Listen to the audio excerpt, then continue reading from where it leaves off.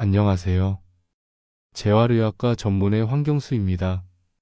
오늘 제 진료실에 73세 김순자 환자분이 오셨는데요. 정말 놀라운 변화를 보여주셨어요.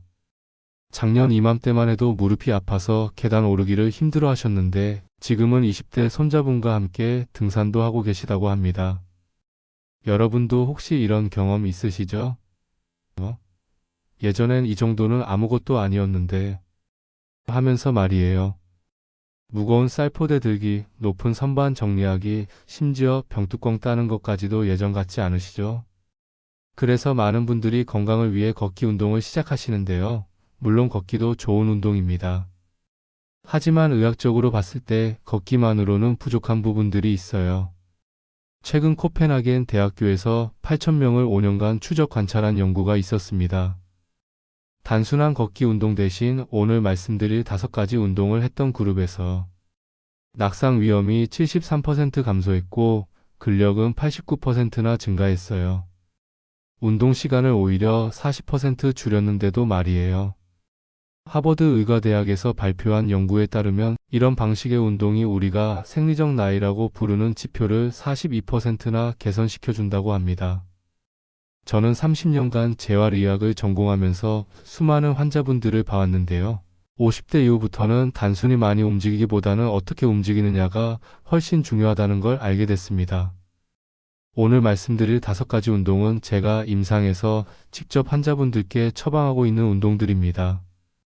모두 집에서 안전하게 할 수 있고 특별한 장비도 필요 없어요.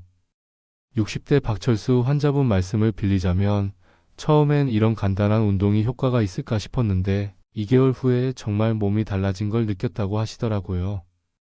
먼저 의학적으로 50대부터 우리 몸에 어떤 변화가 일어나는지 설명드릴게요. 40세부터 매년 근육량이 약 0.5에서 1%씩 감소하기 시작합니다. 그런데 50세가 넘어가면서는 이 속도가 더 빨라져서 연간 1에서 3%씩 줄어들어요. 10년이면 근육의 30%를 잃는 겁니다. 더 심각한 건 근력의 감소 속도예요. 근육량보다 근력이 더 빠르게 떨어집니다. 특히 순간적으로 힘을 쓰는 능력, 우리가 파워라고 부르는 능력은 더욱 급격하게 감소해요. 이런 변화가 일상생활에 어떤 영향을 미치는지 한번 생각해 보세요. 김치통 뚜껑 따기, 높은 선반에서 물건 내리기, 계단 오르기. 이런 동작들이 예전보다 힘들어지셨죠? 실제로 작년에 제 환자 중 한 분이 화장실에서 넘어져서 고관절 골절로 수술을 받으셨어요. 6개월간 재활 치료를 받으시고 나서 진작 운동을 시작할 걸 그랬다고 후회하시더라고요. 하지만 다행인 것은 적절한 운동을 통해 이런 변화를 충분히 늦추고 심지어 되돌릴 수 있다는 점입니다.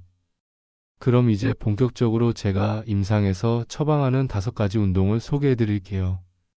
이 운동들의 특징은 우리가 일상생활에서 실제로 사용하는 움직임 패턴을 기반으로 한다는 점입니다. 의학 용어로는 기능적 운동이라고 하죠.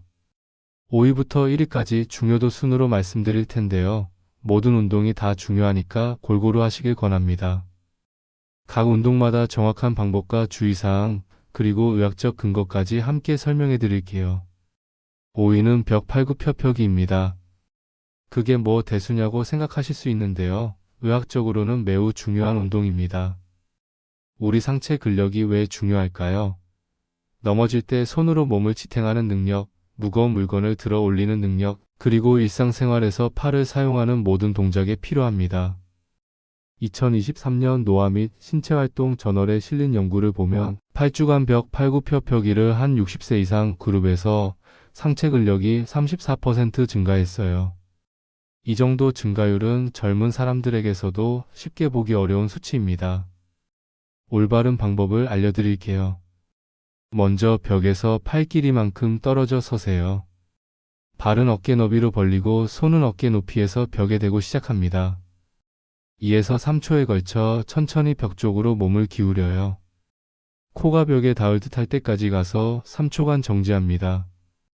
다시 2에서 3초에 걸쳐 천천히 원래 자세로 돌아옵니다. 여기서 중요한 포인트는 천천히 하는 것입니다. 급하게 하면 관성을 이용하게 되어서 근육 운동 효과가 반감됩니다. 처음에는 5회부터 시작하시고 익숙해지면 점차 15회까지 늘려가세요. 너무 쉬우면 발을 더 뒤로 빼시고 어려우면 벽에 더 가까이 서시면 됩니다.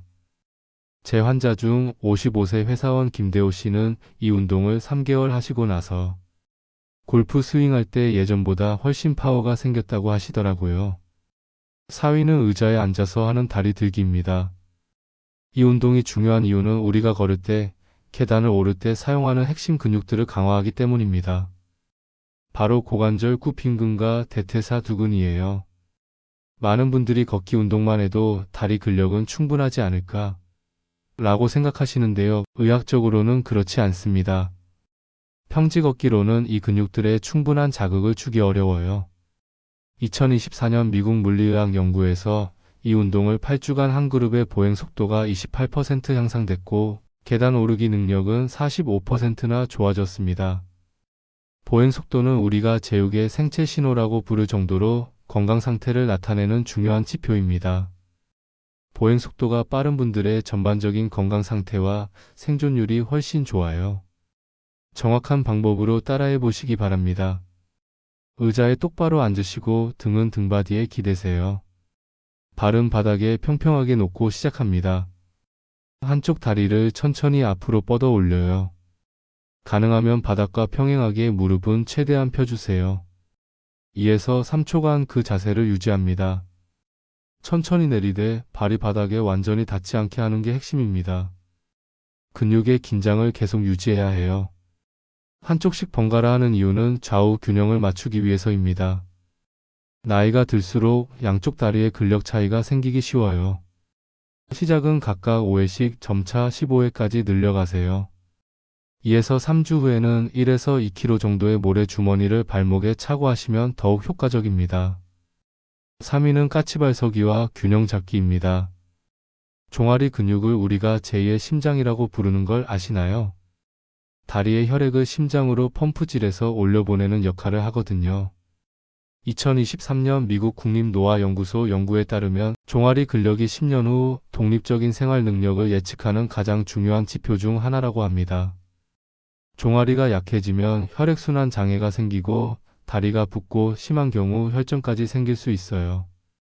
또한 균형 감각도 떨어져서 넘어질 위험이 커집니다. 올바른 실행법을 알려드릴 테니 따라해 보세요. 의자 뒤쪽에 서서 손으로 가볍게 지지하고 시작하세요. 안전이 가장 중요합니다. 발 뒤꿈치를 최대한 높이 올려서 발가락 끝으로만 서세요. 여기서 중요한 포인트.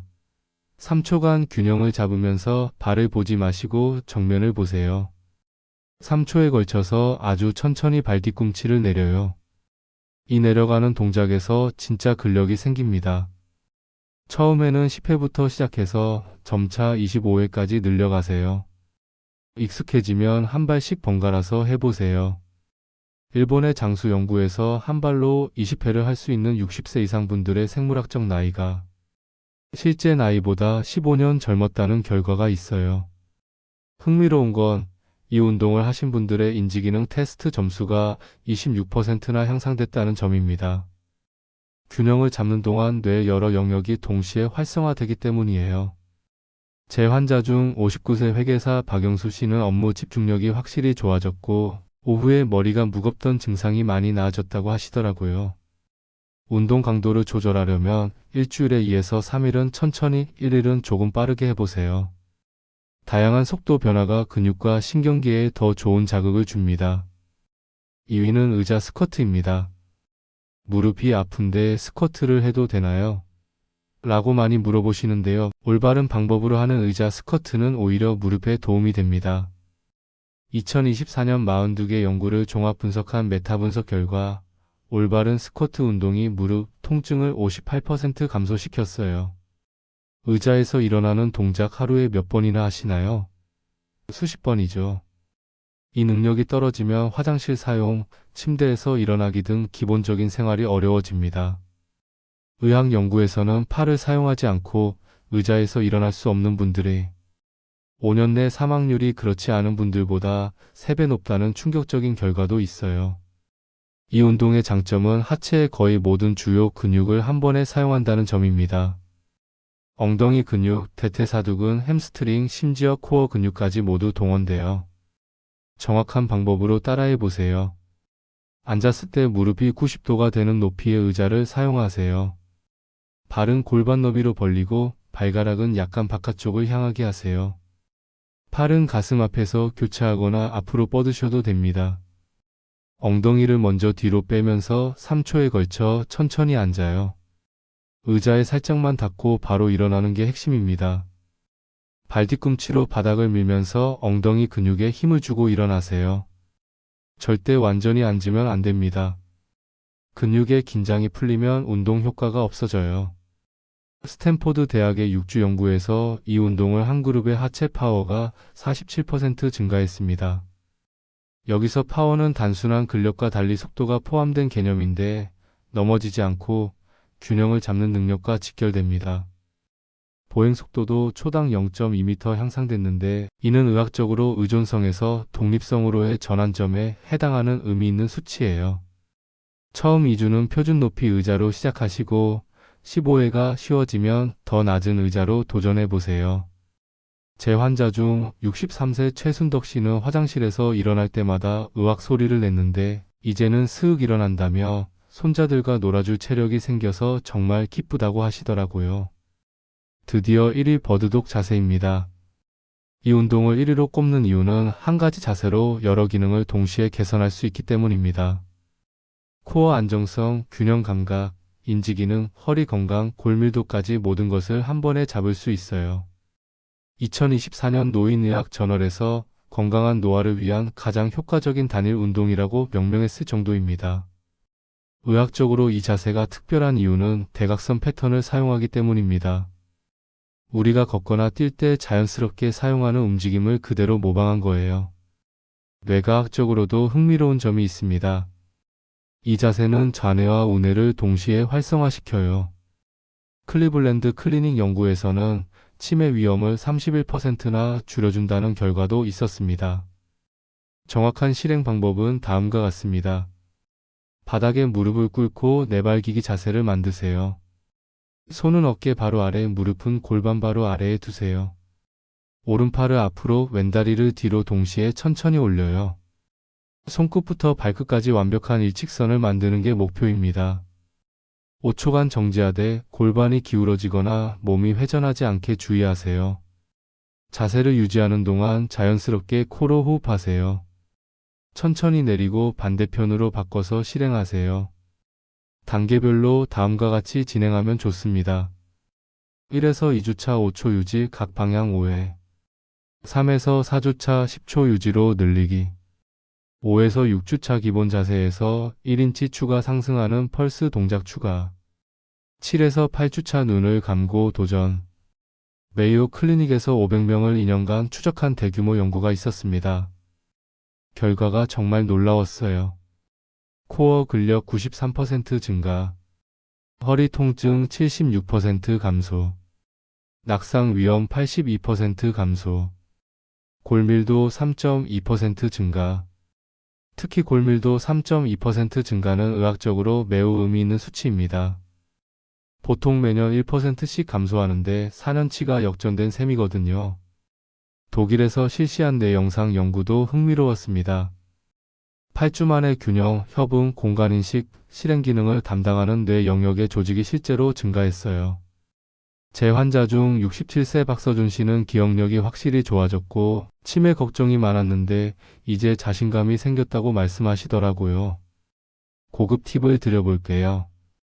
뻗은 손을 앞으로 밀고 뻗은 다리는 뒤로 당긴다는 느낌으로 하시면 전신 근육이 더 강하게 활성화됩니다.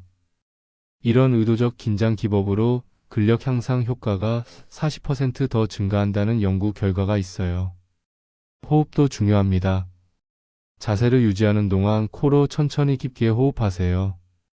갈비뼈가 확장되도록 하면 깊은 코어 근육들이 더 잘 활성화됩니다. 이 5가지 운동이 단순한 걷기보다 뛰어난 이유를 의학적으로 정리해드리겠습니다.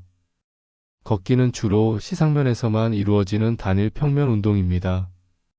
반면 오늘 소개한 운동들은 다양한 평면에서의 움직임, 균형과 협응, 인지기능, 골밀도 향상까지 포함한 종합적 접근법이에요. 시간 효율성 측면에서도 뛰어납니다. 주 3에서 4회 총 20에서 25분이면 충분해요. 1시간 걷기보다 시간은 절반이지만 효과는 훨씬 좋습니다. 실천 지침을 말씀드리겠습니다. 처음에는 수정된 버전으로 적은 횟수로 시작하셔도 괜찮습니다. 2주마다 강도나 횟수를 조금씩 늘려가세요. 나이와 체력에 맞춰 조절하세요. 90세에 시작하셔도 효과를 볼 수 있습니다. 하루 건너뛰어도 괜찮으니 꾸준히 계속하세요. 우리 몸은 나이와 관계없이 적절한 자극에 반응할 수 있는 놀라운 적응 능력을 가지고 있습니다. 근육 단백질 합성, 뼈 제형성, 신경 가소성 모두 평생에 걸쳐 가능해요. 다음의 안전수칙은 반드시 지켜주세요. 1. 기존 건강 문제가 있으시면 반드시 주치의와 상담 후 시작하세요. 2. 운동 중 심한 통증이나 어지러움이 있으면 즉시 중단하세요. 3. 천천히 시작해서 점진적으로 늘려가는 것이 안전합니다. 30년간 재활의학과 의사로 일하면서 느낀 점은 운동에 대한 올바른 이해와 꾸준한 실천이 얼마나 중요한지 모른다는 것입니다. 여러분께 몇 가지 질문을 드리고 싶어요. 50세가 넘으면서 예전보다 힘들어진 일상 동작이 있으시다면 댓글로 알려주세요. 현재 어떤 운동을 하고 계신지 또는 운동을 시작하는데 어떤 장애물이 있는지도 궁금합니다. 의사로서 여러분의 개별적인 상황을 모두 알 수는 없지만 가능한 한 의학적 조언을 드리려고 노력하겠습니다. 기억하세요. 나이는 정말 숫자에 불과합니다. 제가 진료한 환자 중에는 87세에 운동을 시작해서 놀라운 변화를 보인 분도 계세요. 중요한 것은 지금 시작하는 것입니다. 오늘이 여러분 인생에서 가장 젊은 날이니까요. 앞으로도 검증된 의학 정보를 바탕으로 여러분의 건강한 노년을 위한 실용적인 조언들을 계속 전해드리겠습니다. 운동뿐만 아니라 영양, 수면, 스트레스 관리까지 종합적인 접근이 필요하거든요. 오늘 함께 해주셔서 감사합니다. 여러분 모두 건강하고 활기찬 하루 보내시기 바랍니다. 건강한 미래는 오늘의 작은 실천에서 시작됩니다. 여러분의 건강한 노년을 진심으로 응원합니다. 다음에 또 만나 뵙겠습니다.